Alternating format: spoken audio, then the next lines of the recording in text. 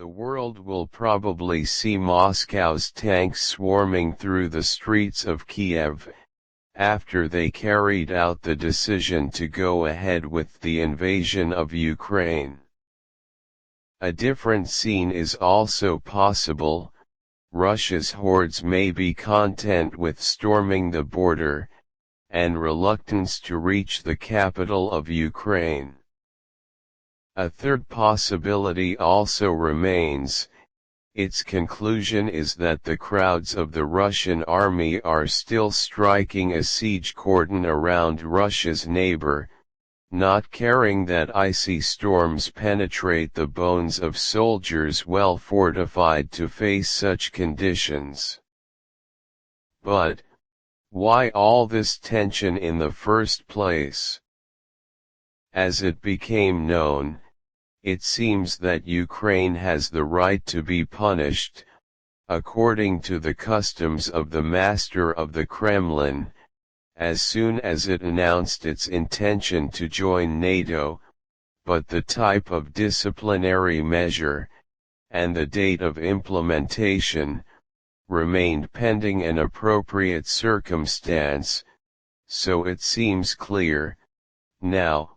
one of the goals of annexation Crimea, 2014, feeling the West's reactions. Well, did any wall crack inside the Kremlin on the eve of the ensuing Western squawking? Both. The reality of the experiences of many leaders among the leaders of totalitarian regimes, such as the Russian regime, dealing with policy production coefficients in the capitals of the West, has proven in many cases that all the noise raised by the most severe types of response, and the dust storms that accompany it with the most severe penalties, result in most adverbs of one or both cases.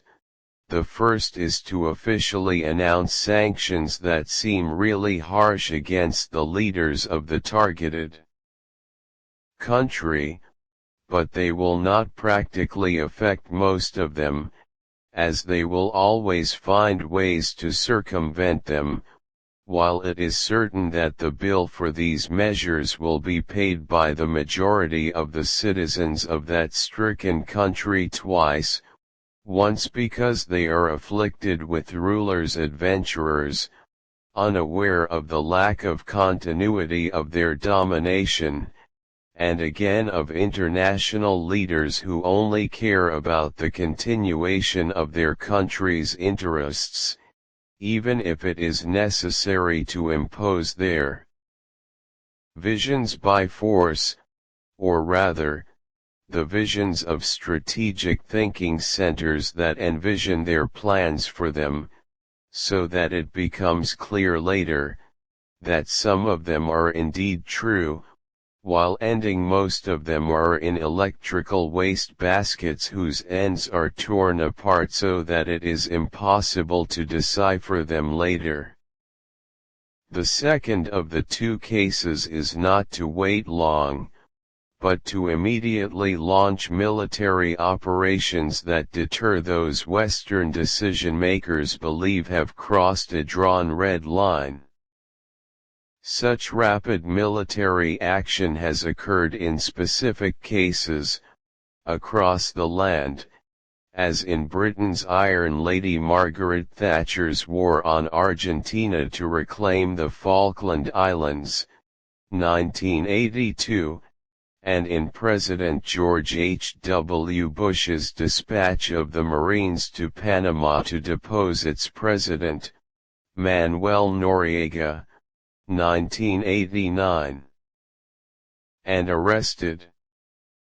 As for the situation in countries with complex situations,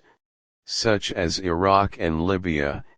it required a lot of slowing Western politicians before undertaking to change the regime in both countries by force.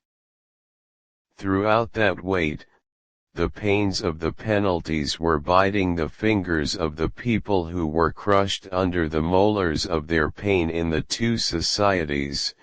while most of the lucky ones within the circles of the two regimes were not interested in paying any price for the harshness of those penalties.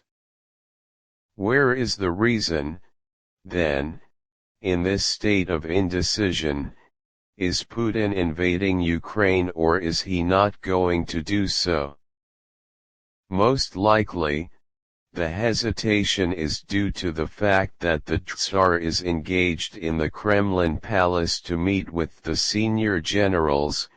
Here's the views they express, either smiling or sighing,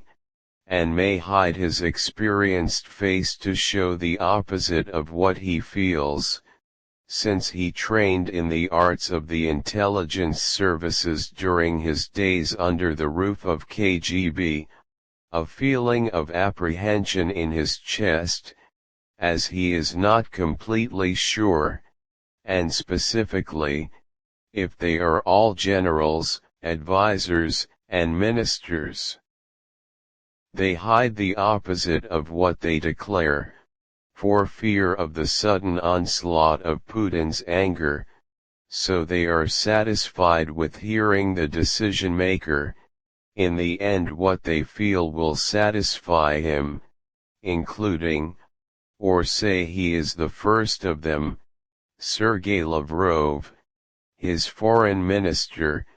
who is entrusted with the duty to always flutter the wings of the dove of peace, even if the drums of war are deafening in the ears of the world. In general, whether he invaded or not,